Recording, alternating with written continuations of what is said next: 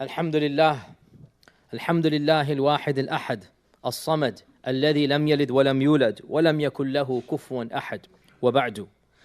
My dear brothers and sisters in Islam, as we speak, there is an international crisis going on that we are all painfully familiar with and seeing. Day by day it is getting worse and worse. And that is the crisis of refugees trying to find their way to safer lands, better homes, fleeing on the worst of conditions, on boats that, wallahi, we would not even put animals onto. And they are being shoved in by the dozens, by the hundreds, even though perhaps it can only take 1/3 of that. And yet, because of what's happening, so many people are fleeing these lands. And yesterday there was a tragic case as well of almost 70 people suffocating to death in a van because they didn't have air to breathe. Wallahi, brothers and sisters, our hearts tremble when we think of such incidents. Innocent women and children. Pictures are found on the internet of bodies of babies. Today I saw one with a diaper on still. That's how young the baby was, washed up dead onto the shores of Greece. Wallahi, brothers and sisters, words, I don't know what to say, because it's so painful for any parent to see. To see the father who is crying, holding on to his little daughter as they land on the shores. To see a dignified man begging on the streets, holding on to his son or daughter. Wallahi, these are very painful images. And to realize that these are our brothers and sisters in faith. Even in humanity, doesn't matter what their religion is. But it makes it even more so that they're Muslim. But wallahi, even if they were not Muslim, even if they were animals, we're not supposed to treat animals like this. And to see the fact of the matter, and it has to be said, to see the arrogance and the greed of other human beings, not over here, we're not going to let you in. To see people so selfish, they're not even going to give water and bread. To see riot police try to stop these people from simply trying to secure some basic food and water. Wallahi, brothers and sisters, we live towards the end of times where I would say the collective conscience of humanity seems to have almost died. And the sad reality is, these people are fleeing from Muslim lands, from lands that are supposed to be their own bastions, their own ethnicities, their own people. And the dictators of those places, the civil war has wrought about such destruction, such grief, that there is no hope for them. They would rather risk dying in the ocean. They would rather risk their families and their children being put on dinghies, on little rafts, and go for weeks in the ocean. And every day, not even every week, every day, horror stories emerge of people dying because of lack of water, of boats overflowing, of people being deprived entrance. And we wonder what can be done. And unfortunately, brothers and sisters, I don't know what can be done. I do not know. I am not a politician. I don't have political solutions. But I do know that we need to do something. I do know that we need to organize. We need to help these brothers and sisters out. And I appeal to those of you in this audience that have connections with those agencies. Some of you are from the same ethnicity, the same land. Tell us in this masjid. Tell us what can we do? Where can we donate? At least give some food and water to these people. At least give them some shelter and clothing. I do not know what else can be done. But the point is, people need to start taking action. You can use my voice and my platform. This is what I can do. Tell me the ideas. And I have, alhamdulillah, some platform to spread them. Show me the agencies that can help these people out. Tell us what needs to be done. Can we in this land somehow adopt these refugees? Can we take these orphans and take them and make them our own? You come and tell me these things. And inshaAllah ta'ala, I promise you, my platform of advertising, of getting this message across to inshallah hundreds of thousands of people, that will be yours. I'm not a politician, but whatever I can do, I will do. But I'm appealing to you. I'm appealing to those of you that know what can be done, that we cannot just sit back and see these images over and over again. What type of Islam is this? Wallahi, what type of religion that we claim to have, that we go about our daily lives and we're not thinking about our brothers and sisters. Yesterday on BBC, there was an interview that, wallahi, it really moved me.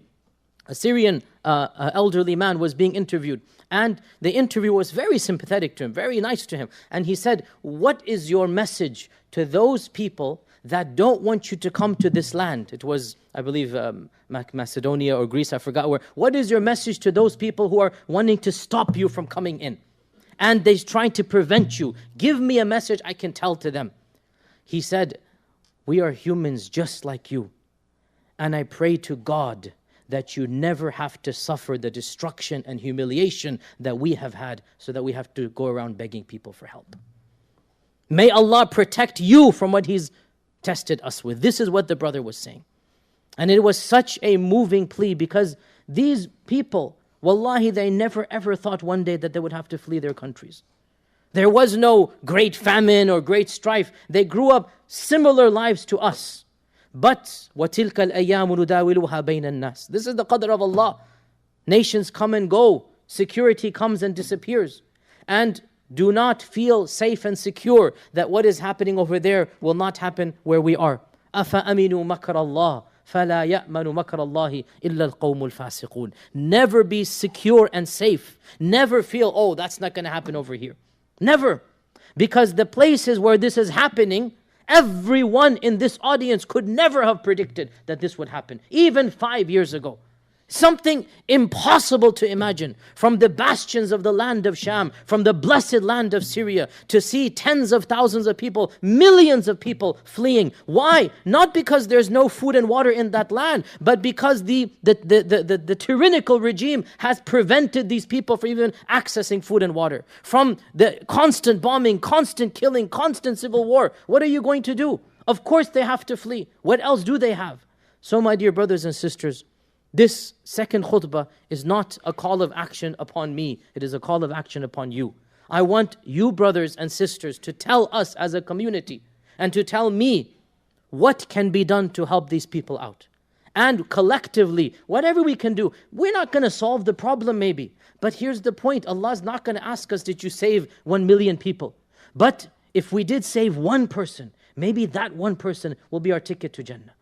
We're not going to be responsible for beyond what's our control. But every one of us should give what we can. Every one of us should sacrifice whatever we can. Every one of us should try to alter our lifestyles in the least that we can do. And I say this over and over again every time a tragedy and calamity happens. The least that we can do is to be thankful to Allah for all the blessings He has given us. And that thanks is demonstrated through extra prayer, extra rituals, extra worship, extra sadaqah.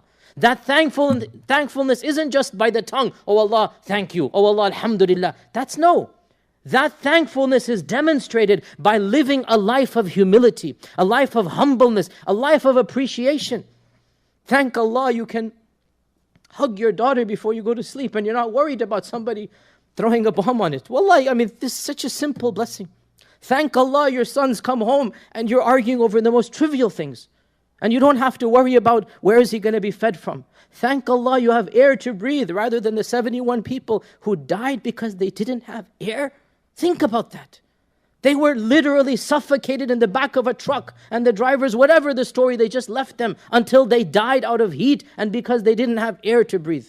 Thank Allah. That should lead us for humility, for thankfulness, for extra worship, extra religiosity. Maybe I can't save all of them, but I can become a better person. I can be more appreciative. I can be a better Muslim, a better human being. And that is at least the minimum that we can do. But I want to do more than the minimum. I don't want just the minimum. I want to go beyond this. And that's why I am challenging you, all of us. We are, mashallah, 500 here. In the city, we're 5,000. In this country, we're 5 million, 10 million. We can't just sit back and scratch our heads and say, what are we going to do? Let's have a call of action. Let's do what we can. I don't know. You tell me. Can we petition our government to increase the refugees? Can we individually sponsor orphans to come and live amongst us? What can we do? But this is a crisis that we cannot just sit back and ignore. Because, wallahi, if we did that, this would mean we have no heart. This would mean we have no sense of iman and humanity. And wallah, it's not even religiosity, it's humanity. Humanity. Even if animals were being treated like this, the world would become aghast.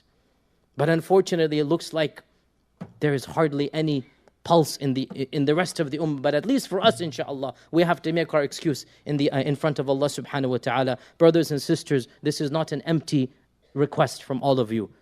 Tell me what needs to be done, and we will organize, and I will give khutbahs about it, and I will post on my Facebook and Twitter, and we will try to do something to help these innocent brothers and sisters. For how long? For how long have they suffered? For how long will they continue to suffer? The least we can do is to try our best to make their situation better. Perhaps Allah subhanahu wa ta'ala will have pity on us in those attempts. Allahumma inni da'in fa'aminu.